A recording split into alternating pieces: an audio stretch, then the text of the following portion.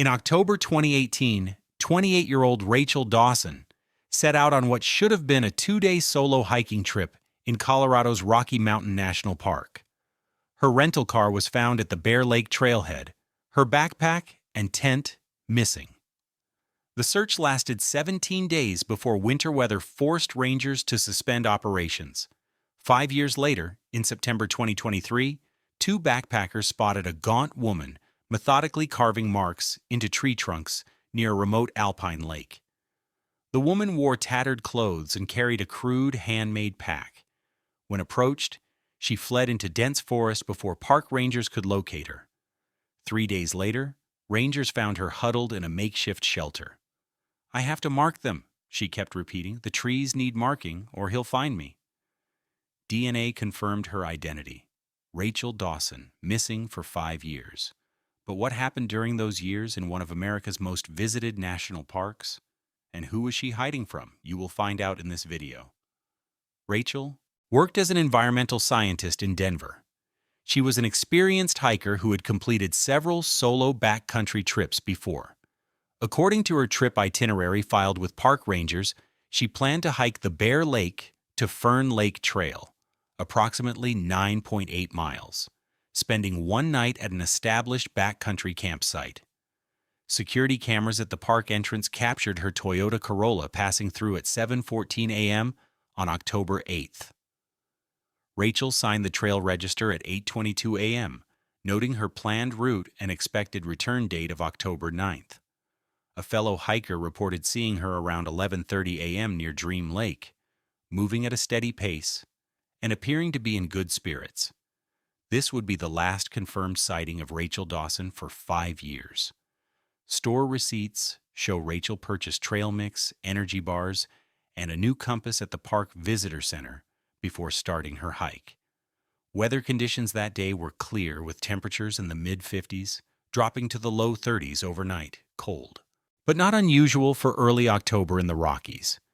When she didn't return to work on October 10th as scheduled, her supervisor contacted her emergency contact, her sister Lauren Dawson. Lauren attempted to reach Rachel by phone, but received no answer. After checking Rachel's apartment and finding no sign of her, Lauren reported her missing to park authorities at 9:47 p.m. on October 10th. Park rangers located Rachel's rental car in the Bear Lake parking lot early on October 11th. The vehicle was locked with no signs of disturbance. Inside, they found a park map with her intended route circled, a water bottle, and a jacket, consistent with someone planning a short overnight trip. Rangers immediately initiated search protocols, focusing on the Bear Lake to Fern Lake corridor. A receipt from an outdoor gear store in Denver dated October 6th showed Rachel had purchased new hiking boots, a sleeping bag liner, and waterproof matches before her trip. The search operation expanded rapidly. By October 12th, teams included 45 ground searchers, 4 dog teams, and helicopter support. Rangers interviewed hikers who had been on the trail during the same period. One reported seeing a woman matching Rachel's description resting at an overlook above Fern Lake around 3:15 p.m. on October 8th, the last potential sighting.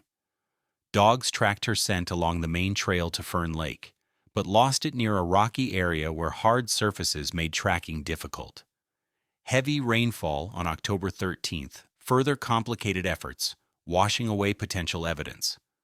On the 5th day of searching, a team found a single hiking pole approximately half a mile off-trail in a steep ravine northwest of Fern Lake. The brand and model matched the pair Rachel had been seen carrying in parking lot security footage.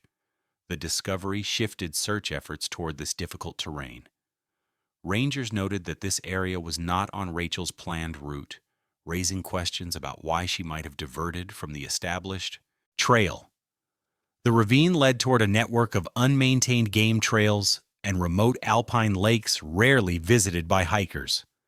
Searchers found additional items, an energy bar wrapper matching the brand Rachel purchased, and a torn piece of fabric consistent with her backpack's material, but no definitive trail. As days passed, hope diminished. Early season snow on October 18th complicated efforts further. After 17 days, with temperatures consistently below freezing and no additional signs of Rachel, the Park Service transitioned from active search to continuous limited investigation status on October 28th. The official report noted that survival in such conditions without proper equipment was extremely unlikely. Rachel's sister Lauren continued to organize volunteer searches during the following summer seasons, but no new evidence emerged. The case remained open but inactive. 5 years passed. On September 4, 2023, hikers Jason Myers and Tara Collins were exploring off-trail near Thunder Lake, approximately 7 miles from where Rachel was last seen. In a densely forested area, they noticed unusual markings on several tree trunks, geometric patterns carved into the bark. While photographing these markings, they spotted a figure watching them from behind a stand of pines. Myers described seeing a woman with wild hair and torn clothes, who fled when they called out to her. The hikers reported the encounter to rangers at the nearest station. Park Ranger Eliza Martinez organized a small search team to investigate the area. On September 7th, they located a crude shelter constructed of branches, pine boughs, and salvaged materials near where the hikers had reported the sighting. Inside, they found a woman in a severely malnourished state with matted hair past her waist and wearing layers of tattered clothes and animal hides. She was crouched in a defensive posture, clutching a knife fashioned from a sharpened piece of metal. The woman appeared terrified. Ranger Martinez stated in her report, "She kept saying, 'I have to mark the trees, and he'll find me if I don't mark them.' When we approached, she became agitated and threatened to harm herself. It took nearly 3 hours of careful conversation before she would allow us near enough to offer food and water." Rangers noted that the woman carried no identification but wore the weathered remnants of hiking boots that matched the brand Rachel Dawson had purchased before her disappearance. She was transported via helicopter to a medical facility in Denver, where she was admitted in critical condition, suffering from malnutrition, exposure, multiple healed fractures, and extensive scarring. The medical assessment revealed severe vitamin D deficiency, consistent with minimal sun exposure over a prolonged period. Her weight was 92 pounds, approximately 43 pounds below her last recorded weight. Blood work showed evidence of recurrent infections that had healed without medical intervention. X-rays revealed numerous fractures in various stages of healing, including improperly healed breaks in both her right ulna and left fibula.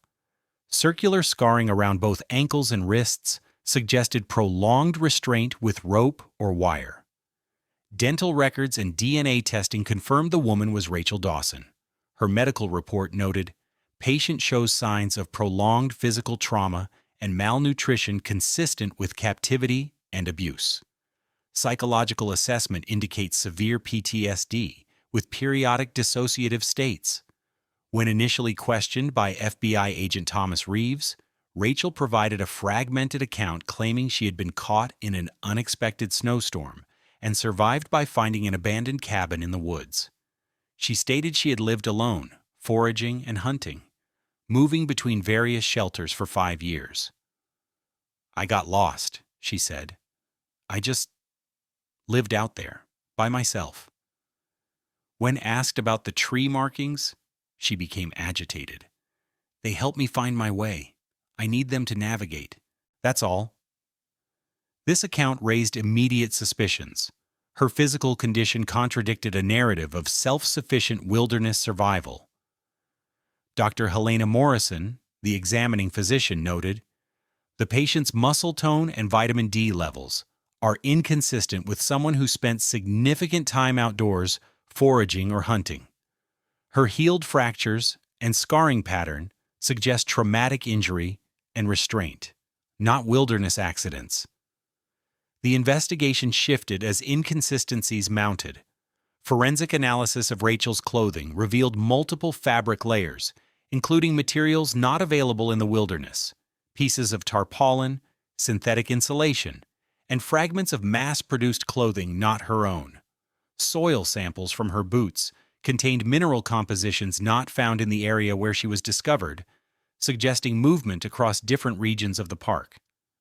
Agent Reeves noted in his report, "The subject's initial narrative appears coached or constructed. Her anxiety peaks when discussing certain geographical areas, particularly the northwest sector of the park. When presented with a map, she refused to identify where she had allegedly built shelters, becoming nonverbal and exhibiting signs of extreme distress." The focus shifted to Rachel's mental state. Dr. Sarah Winters, a forensic psychologist, conducted a series of evaluations. "The patient exhibits classic signs of captor bonding and trauma response," her report stated. "Her reluctance to provide accurate information likely stems from fear of retribution. The repetitive phrase about marking trees appears to be a safety ritual developed during captivity. During this period, investigators considered Rachel a potential suspect in unknown criminal activity. The working theory posited she might have been involved in illegal operations within the park, perhaps drug manufacturing or trafficking, and had fabricated the survival story to avoid prosecution. Her selective memory and inconsistent account supported this suspicion. Agent Reeves documented that Rachel demonstrates controlled disclosure patterns consistent with deception. The breakthrough came during Rachel's 4th week of hospitalization. A nurse found her hiding food in her room and marking the walls with the same geometric patterns documented on the trees. When questioned, Rachel became severely agitated. "He'll know if I don't mark them," she repeated. "The patterns keep him away." That same week, forensic analysis of Rachel's makeshift knife revealed blood residue from multiple individuals, including Rachel's. More significantly, DNA from an unknown male was identified on the handle. This evidence contradicted her claim of complete solitude. Further investigation of the tree markings revealed they formed a pattern stretching over approximately 3 square miles, centered around a remote area not featured on park tourist maps. Ranger Martinez noted the markings created a systematic grid pattern radiating from a central point, with increasing density near that center. 6 weeks after Rachel's discovery, during a session with Dr. Winters, the hospital experienced a brief power outage. In the darkened room, Rachel suddenly became more communicative. "He can't see us in the dark," she whispered. Over the next hour, in the emergency lighting, she revealed fragments of what had happened. According to the transcript, Rachel stated, "I went off trail, just a little, to photograph a moose. He was there, watching me. Said I was trespassing on his land." She described a man she called the caretaker, who lived in a network of caves and tunnels in a remote section of the park. He said the park was his, had always been his family's before the government stole it. The report indicates long pauses between Rachel's statements. "He kept me in the dark place, underground, with the others." This revelation immediately redirected the investigation. Agent Reeves coordinated with Park Service officials to identify potential cave systems in the northwest quadrant of the park, an area with limited trail access and known for its challenging terrain. Geological surveys identified several potential locations, but without more specific information from Rachel, the search area remained too vast. Dr. Winters continued sessions with Rachel, gradually building trust. The transcript notes, "When asked about the others, the subject becomes non-responsive. When asked about the duration of captivity, she indicates uncertainty about time passing. The subject stated sometimes he would bring us up, to work, to help him with supplies. If you tried to run?" The subject did not complete this statement. 11 weeks after Rachel's recovery, park rangers conducting routine monitoring of remote camera traps retrieved footage from a wildlife camera positioned to track mountain lion movements. The footage, dated 3 months prior to Rachel's discovery, showed a bearded man in heavy clothing moving through the forest carrying a rifle. The image quality was poor, but sufficient to establish that unauthorized human activity was occurring in the area. This evidence prompted a comprehensive operation.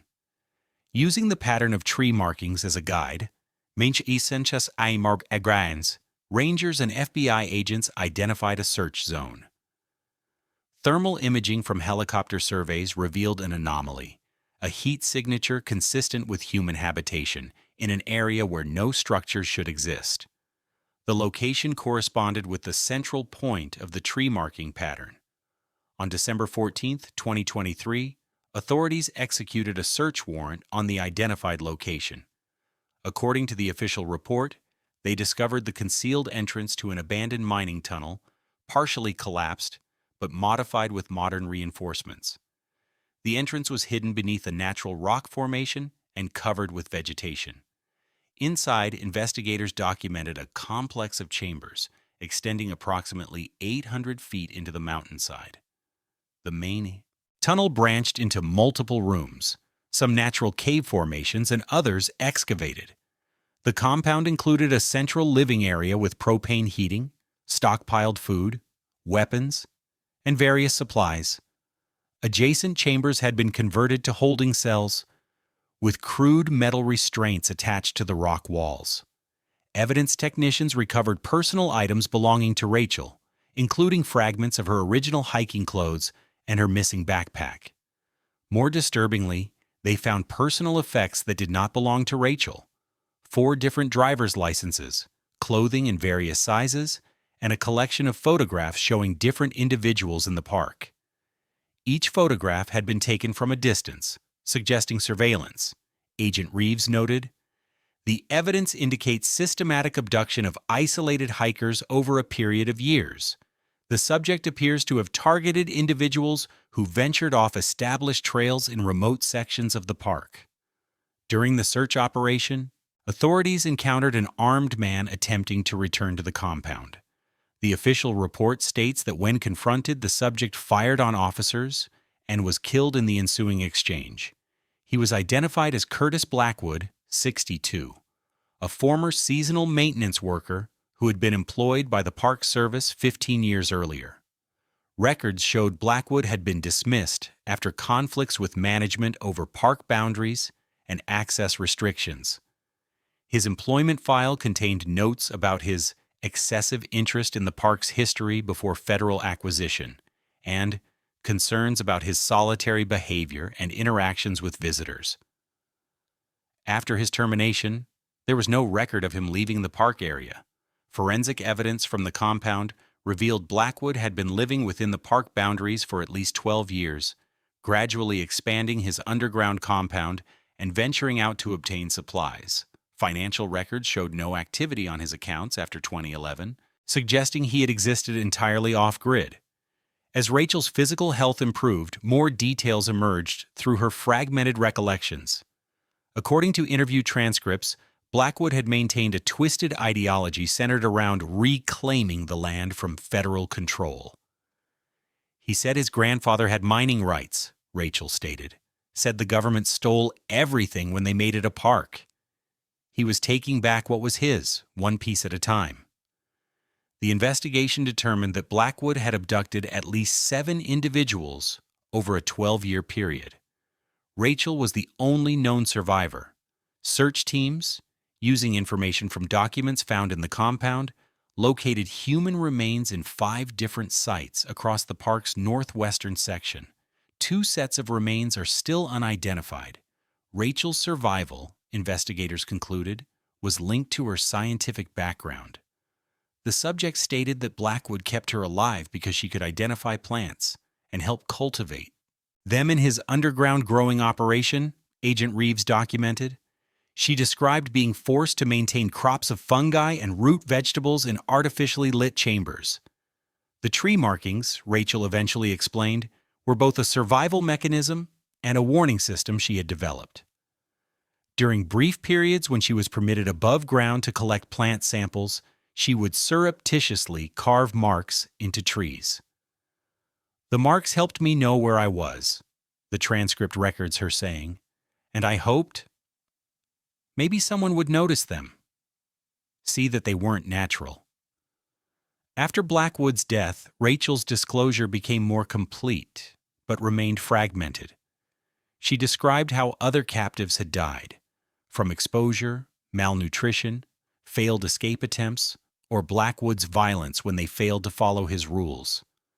He called it culling, she told investigators, said only the useful ones deserved to stay. During her captivity, Rachel had developed a complex system of mental mapping using the underground chambers, tunnel directions, and surface features she could glimpse during her supervised foraging trips. She explained that Blackwood would blindfold captives when moving them to prevent escape, but over time she had memorized the tunnel network through careful counting of steps and noting airflow patterns. Her escape came after Blackwood suffered an injury that limited his mobility. The official report states, "The subject describes how Blackwood fell while maintaining one of the tunnel supports, crushing his leg. Over a period of approximately 2 months, his condition deteriorated due to infection. During this time, the subject was required to venture farther from the compound to gather medicinal plants, allowing her greater freedom of movement." Rachel recounted waiting until Blackwood was severely weakened before fleeing. She described spending several days hiding in the forest, terrified he would recover and track her. "I was afraid to go to the trails," she told investigators. "He always said he watched them, had traps, would find anyone who tried to reach them." This explained her 5-month period of solitary forest dwelling between escape and discovery. She had been avoiding trails and other hikers out of fear Blackwood would find her through them. The tree markings during this period served as her navigation system, and according to her, a way to warn others away from his territory. Medical and psychological experts continued to work with Rachel through 2024. Dr. Morrison's follow-up assessment noted, "The patient shows remarkable physical recovery, though certain injuries have resulted in permanent impairment. The healed fractures in her right leg cause a persistent limp, and malnutrition during captivity has caused lasting dental and bone density issues. The psychological impact proved more enduring." Dr. Winters documented, "The subject maintains hypervigilance and persistent sleep disturbances. She continues to demonstrate compulsive marking behaviors, leaving pattern indentations on soft surfaces. When asked about future plans, she expresses extreme reluctance to enter enclosed spaces or areas with limited visibility." The full investigation identified failures in the original search operation. The report states, "The initial search focused on established trails and common routes, operating under the assumption that the missing hiker had encountered natural hazards. The search did not extend to the abandoned mining areas, as these were not marked on current park maps and were believed to be fully collapsed and inaccessible." Park authorities implemented revised protocols for missing person searches, including expanded search perimeters and investigation of historical land use features not represented on current maps. Rangers received additional training in recognizing signs of unauthorized habitation within the park. A comprehensive survey of the tunnel network revealed Blackwood had meticulously restored and expanded an abandoned gold mining operation dating to the 1870s. The tunnels predated the park's establishment and had been officially sealed in the 1940s. Geological assessment determined that Blackwood had likely discovered the tunnels during his employment with the Park Service and spent years secretly clearing the collapsed entrances and reinforcing the structure. In his quarters, investigators found detailed journals documenting his activities and ideology. The writings revealed a delusional belief system centered around historical mining rights and opposition to federal land management. Blackwood had documented his surveillance of park visitors, describing how he selected victims who ventured into his territory. The journal entries about Rachel were particularly detailed. "Found a woman documenting my plants today," one entry read. "She knows their names, their uses, not like the others who just take pictures. She'll be useful in the growing rooms." Throughout 2024, recovery teams continued to work in the tunnel complex, documenting evidence and recovering remains. The operation concluded in June 2024, when structural engineers determined the tunnels were becoming increasingly unstable. After evidence collection was complete, the Park Service permanently sealed the entrances. Rachel Dawson continues to receive specialized treatment for complex PTSD. Her medical file indicates improvement in physical health, but ongoing psychological challenges.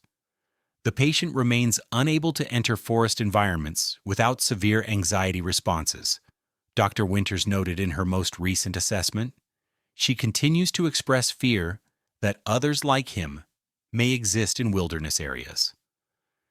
In structured environments with clear sight lines and multiple exits, Rachel has begun speaking to investigators about her experience, though her narratives remain fragmented and non-linear.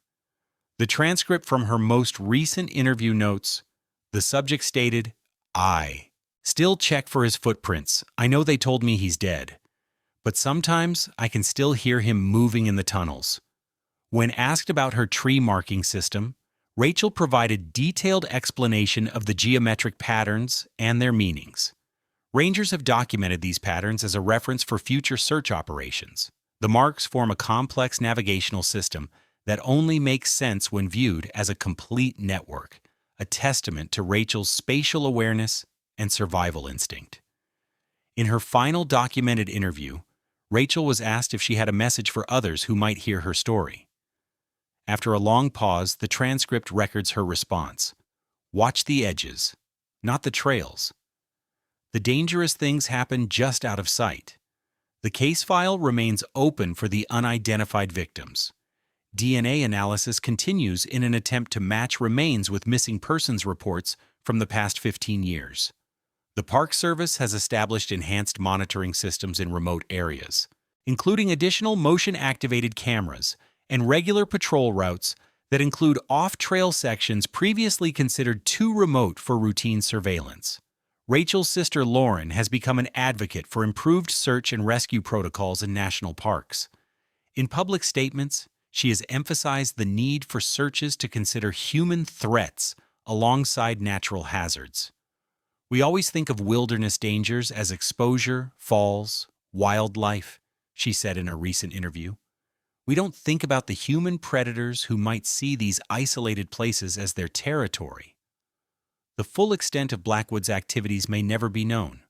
Records at the compound suggested he had operated in different sections of the park over the years, possibly maintaining multiple sites. Park rangers continue to investigate remote areas for evidence of additional compounds or victims. For Rachel Dawson, the visible wilderness of the Rocky Mountains concealed an underground nightmare.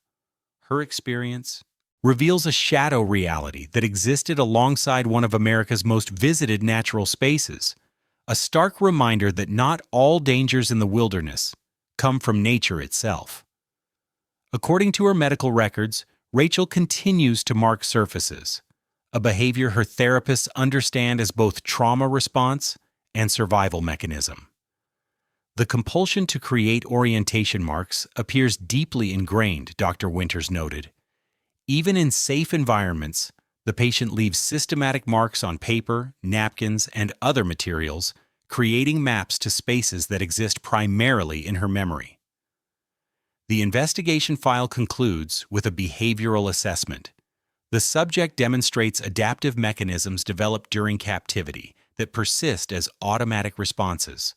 Her physical orientation remains hyper-attuned to exit routes and potential concealment. When presented with new environments, she immediately identifies and memorizes escape paths. The case has been transferred to cold case status for the unidentified victims.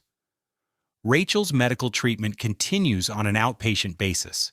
The report notes that she is relocated to an urban area with minimal tree coverage and maximum visibility in all directions.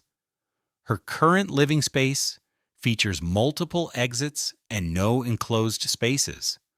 The final entry in her medical file, dated November 2025, states, "Patient reports diminished frequency of nightmares, but continues to sleep only during daylight hours." When asked about progress, she stated, "I don't think I'll ever stop checking for his footprints."